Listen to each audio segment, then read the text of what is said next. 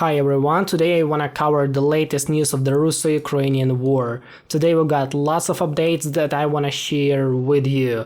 And let's begin with the Kharkiv direction. So as you remember, the Kharkiv direction is split on two sides. The main Kharkiv direction and currently, as we see it, the Vovchansk direction that will probably turn into Kupiansk-Vovchansk direction in the future, because we see that the main goal of the Russian forces and their advances here is not to move to the Kharkiv.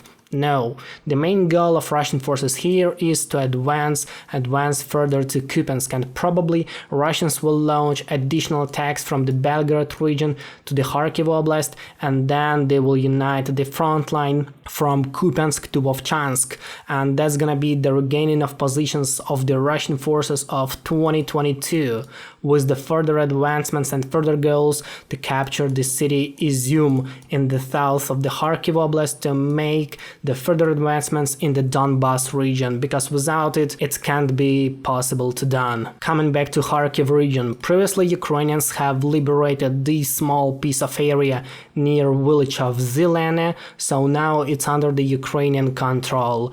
What about the Russian advancements here? In this area for the past 24 hours, Russians have stabilized their front line near the village Liboke, and they have fully captured it, as well as the village Lukyantsy. The further goals of the Russian forces in that area is to bypass these fortifications near the village Vasale. You see that there are a lot of fortified areas near it, and the main goal of Russian forces here is to capture a small city called Liptsy. I don't believe that this Russian offensive is a Kharkiv offensive, because you can see that Russian forces aren't crossing the water reservoir near this area, they are staying by it, and the main goal is just to capture Liptsy, so after it they can start their artillery shelling of Kharkiv. So if Russian forces capture Liptsy, or they will go even further and capture Slobozhansk, Borshova, they will gain positions something like this, this will threaten the Kharkiv city, because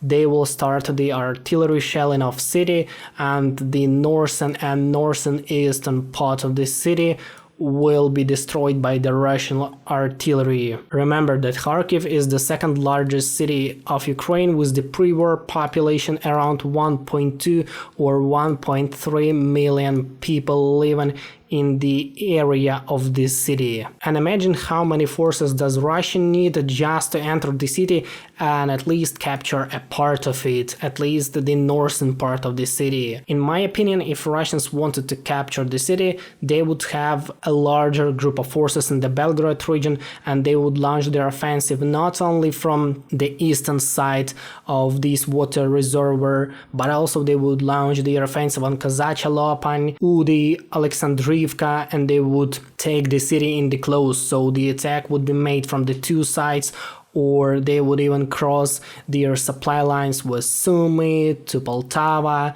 and they would try to encircle the city. But we all need to understand that Kharkiv can't be captured with the group of forces around 50,000 people. It's not enough even to enter the city, because if Russians wanted to enter the city, they need, as I told you earlier, create a huge close, and just to enter the city they needed around 300,000 or 400,000 people to capture this city. It's more than a half of the Russian group of forces in the whole area, in the other parts of Ukraine, in the other parts of their front line. The whole group of forces of Russia in Ukraine is around 600,000 people, so imagine that half of it should be redirected to Kharkiv and try to capture it. For example, in World War II, Kharkiv was stormed by the Soviet group of forces of 1 million people, and Kharkiv was recaptured for 3 times during the World War II on the Eastern Front. In 1942, in 1943, there were a lot of operations near Kharkiv, so Kharkiv was one of the main directions of the Soviet front line back then 80 years ago. And now Kharkiv is playing a significant role in the Russo-Ukrainian war since 2022. As for me, the more realistic scenario is the alignment of the Vovchansk front line with the additional capturing of another few villages around Vovchansk and the full capturing of the city by the Russian forces. As you remember, a few days ago Russian forces have entered the city Vovchansk, and in the first few days they have established control over the old airport and meat processing plant. Meat processing plant is a huge factory, so gaining it is a huge foothold for the further advancements in the city. From the unconfirmed sources, the whole bank of the Vovcha river on the Russian side is fully captured by them, and now they are trying to establish a full control over it and stabilize the front line by the river. And the next step of that operation would be crossing the Vovcha river and entering the southern part of the city,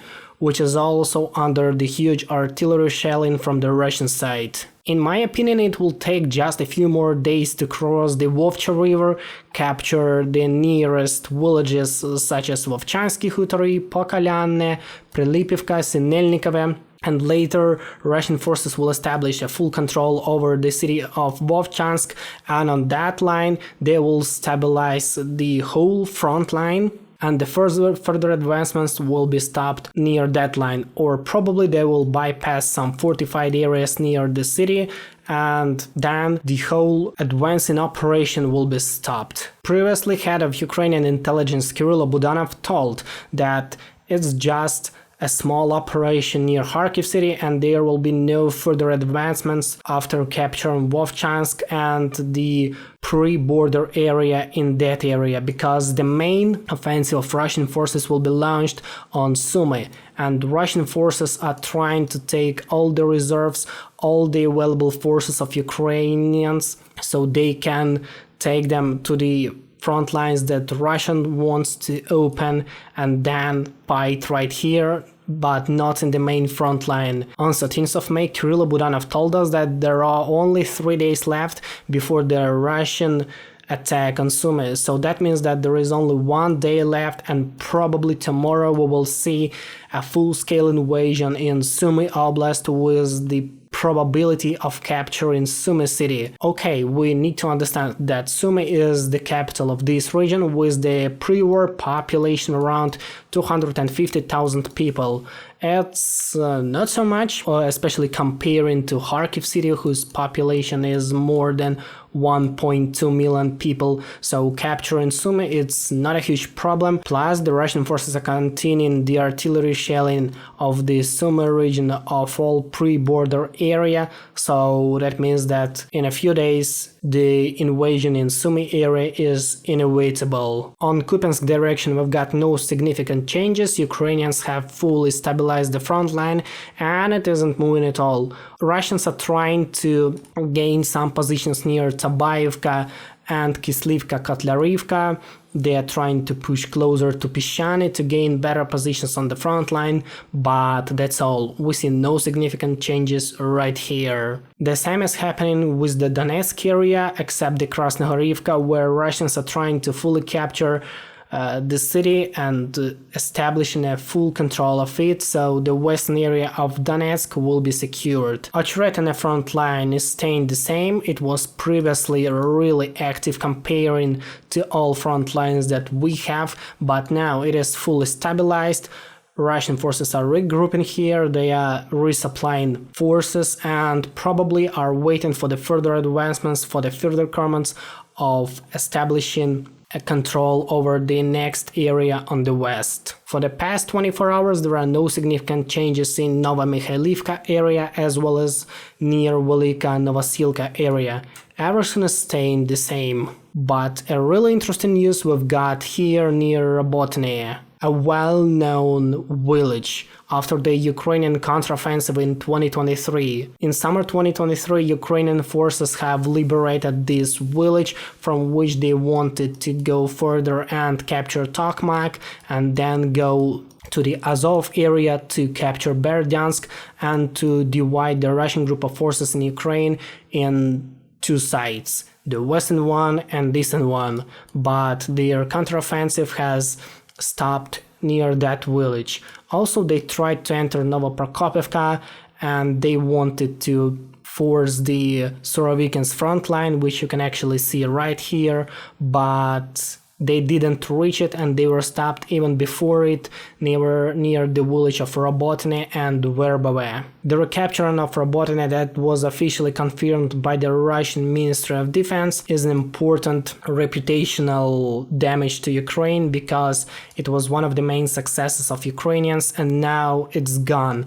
And further goal of the Russian forces is to regain positions that they had before the summer 2023, so they need to capture all that area, but it is really hard to do that. Next goal of the Russian forces will be to get to this route and capture the village Novodanilivka. But if we talk about the strategic goals of the Russian command in 2025, I can say that the main goal of 2025 in Zaporozhye direction will be the capturing of the city Orykhov and gaining positions around this area, because if Russians capture Orykhov, it will also open the door to the Zaporizhia, to the further operations and bombarding of that Ukrainian city. It's interesting to see how the situation is escalating every single day, but the main front line, the front line of 2022 and 2023, is now freezed or probably waiting for something bigger, such as the Sumy invasion or further invasion of the Kharkiv region, and only after that Russians will launch their new attacks in Zaporizhia, in Donetsk, in Luhansk, with further advancements to Kupiansk, to Slavyansk, Kramatorsk, to Pokrovsk, and maybe Orykhov, or even with the goal to enter the Dnipropetrovsk Oblast. Nobody knows what will happen later in the Russo-Ukrainian war, but I wanna be sure that you will be stayed informed by me. So please put like on that video and subscribe on my channel to get the latest news of the Russo-Ukrainian war.